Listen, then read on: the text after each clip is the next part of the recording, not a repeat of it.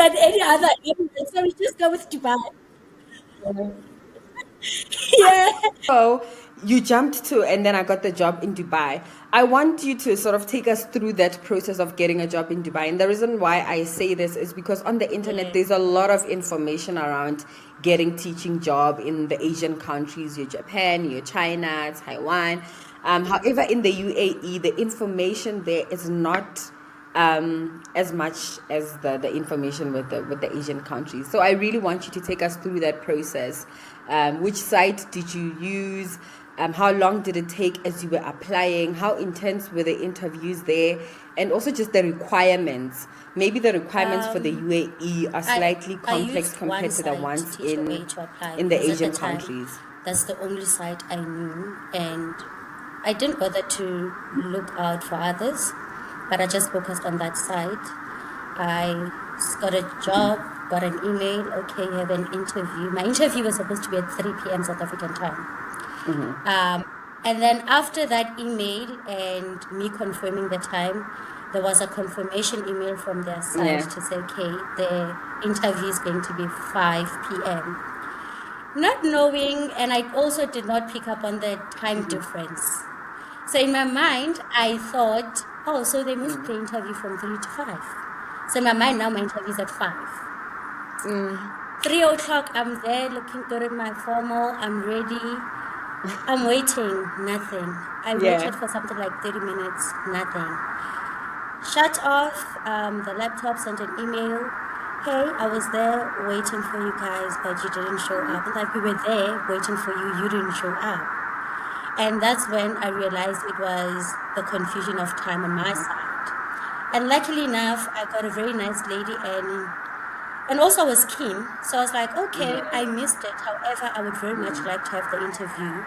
What is the solution to this? And the lady said to me, let me get back to you in a few weeks. My never disappointing God, that getting back to me in a few weeks was a contract. It was a contract. And now, because you're getting back to me, are you now I serious? have time to prepare the documents. Now it's a rush thing. So I had to do all my documents through an agency that I got in Pretoria.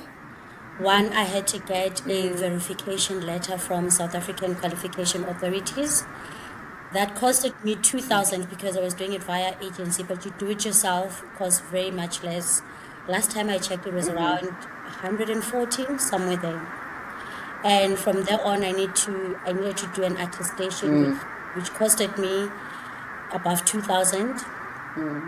This you also do it via agency, but if you can do it yourself, you can do it via DERCO. But I hear it takes a little bit longer. You need to pound them, keep on going back to find out how far your documents are.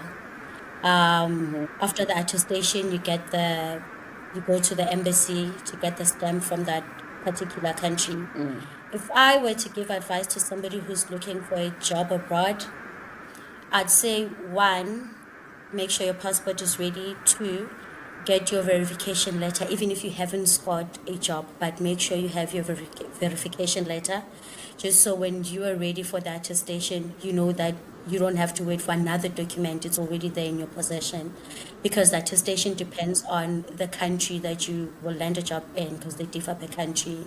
But if you are focused and you know that I want to go to the specific country, you can go ahead with the attestation, even if before you get a job, because once you attest a document, it's attested forever. Welcome to our international teaching series, right here on Rewind the Lesson. In this exciting series, we are bringing South African teachers face to face with incredible opportunities beyond our borders. From innovative teaching methods to enriching cultural experiences, we are exploring it all. Join us as we chat with teachers who have ventured abroad, sharing their stories, insights, and of course, tips to inspire your own journey. Don't forget to subscribe and hit the bell so you don't miss an episode.